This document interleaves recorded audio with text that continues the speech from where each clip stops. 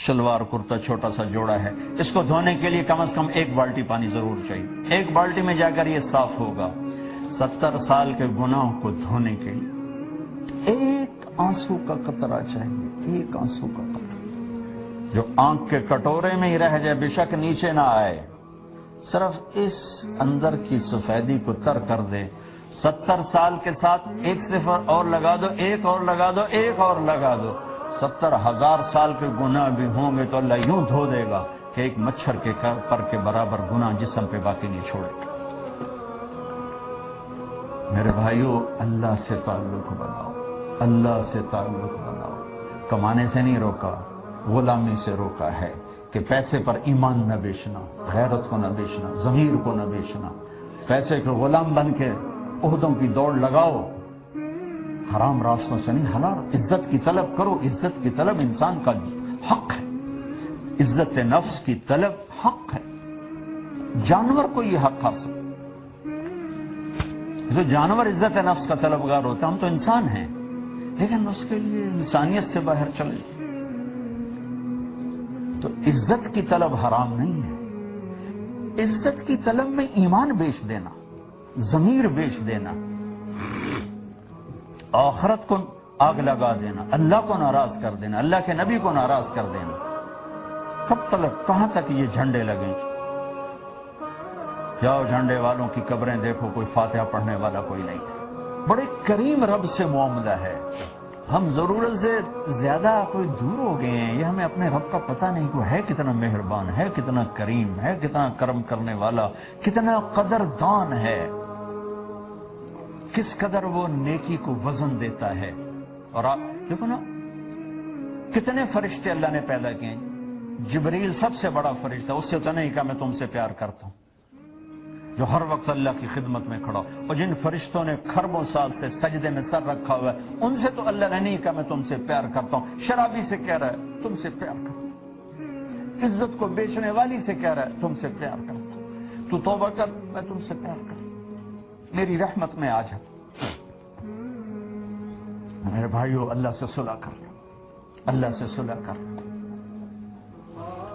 جہاں بھی رہو اللہ سے صلح کر کے رہو، کچھ نہیں چاہیے، کیونکہ یہ بہت تھوڑی زندگی ہے، بہت تھوڑی زندگی ہے، چند صبح ہیں، چند شامیں ہیں، کچھ بیت گئیں، کچھ باقی ہے۔ تو ایسی موت نہ مرو کہ اللہ کی بارگاہ میں مجرم بن کے کھڑے ہو، ایسی موت مرو کہ اللہ کہ واہ واہ میرا بندہ آ گیا، میری بندی آ گئی، آؤ آؤ، انتظار تھا۔ سعد بن معاذ فوت ہوئے تو میرے نبی نے کہا آج اللہ کا عرش جھوم رہا ہے سعد کی موت پر، کیونکہ انہوں نے تو اوپر جانا ہے نا، اوپر تو خوش ہوتے۔ میرے نبی نے کہا آج اللہ کا عرش وجد میں آ گیا، رقص میں آ گیا ہے سعد کی روح کی پیشی پر۔ اور اللہ نے اپنی رضا کو جوڑا ہے محمد رسول اللہ صلی اللہ تعالی وسلم کی زندگی کے ساتھ۔ اللہ نے ایک حبیب بنایا، وہ محمد رسول اللہ ہے۔